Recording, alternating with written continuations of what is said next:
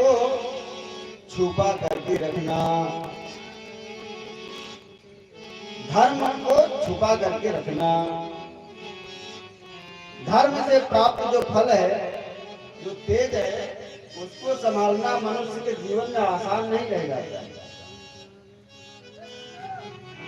आप जब धर्म युक्त होंगे तो लोग आपकी प्रशंसा करेंगे, और प्रशंसा करेंगे तो कहीं अगर आप अविद्याग्रस्त हो गए, अहंकारित हो गए।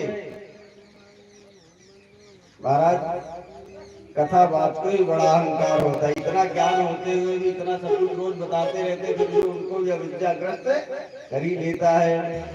महाराज कथा बात को कौन सा अविद्याग्रस्त कर लेता है? अरे हम कथा कह रहे हैं तो मन में ये सोचते हैं कि अगर कोई प्रशंसा करे तो अच्छा है, और यही अविद्या है। अगर हमारे मन में ये आने लग जाए कि हम कथा कहें और लोग हमारी प्रशंसा करें, तो यही अविद्या है। और इसके इच्छुक आजकल ऐसे हो गए हैं कि देखो हमारे भी आज यूट्यूब चल रहा है, ऐसे ही मतलब अपने आप का प्रचार करने के लिए ऐसे बहुत सारे लोग कर रहे हैं। तो एक अविद्या का कारण ये भी है। ऐसे ही समस्त कर्म आप जो भी करते हो, अगर उसमें कहीं आपको ये लगे, हम लोग ये आशा की चर्चा हो अभी बाद में।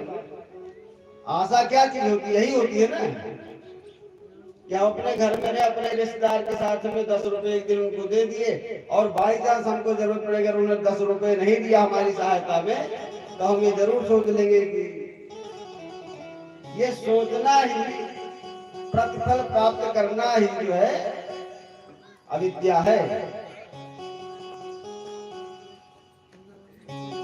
तो जो धर्म का तेज प्राप्त होता है, जो धर्म का फल प्राप्त होता है, उसको संभाल पाना मनुष्य के लिए आसान नहीं होता है। अनेक संत महात्माओं को आप देखेंगे, उनके पीठ पर ऐसे लोग बैठ जाएंगे जो उनके ही छवि को धूमिल कर देते हैं। क्यों? क्योंकि आप एक चीज देखेंगे कि उनके जीवन में एक बहुत बड़ी कमी हो जाती है। थोड़ी सी जानकारी हुई कि अमुक व्यक्ति ने गलत काम किया और उनको पता लग गया, ये भगवान की ऐसी थोड़ी सी कृपा हुई, मतलब सिद्धि का थोड़ा सा लक्षण दिखाई पड़ा, तो उसको तुरंत प्रयोग कर देते हैं। और यहाँ कल ब्रह्मा जी ने क्या कहा कि इतनी सिद्धियां होते हुए भी मैं प्रयोग नहीं कर सकता हूं, इसीलिए है बेटा मैं गुरु नहीं हूं। अपनी सिद्धियों का जब व्यक्ति प्रयोग कर लेता है, अरे यही तो कथा है। भगवान कहते हैं अरे तुम सब कुछ ले लो, जटायु से यही तो कह रहे हैं तुम सब कुछ ले लो, लेकिन जटायु कहता है कि मुझे कुछ नहीं चाहिए, खाली आपका धाम चाहिए, आपके चरणों में अनुराग बना रहे।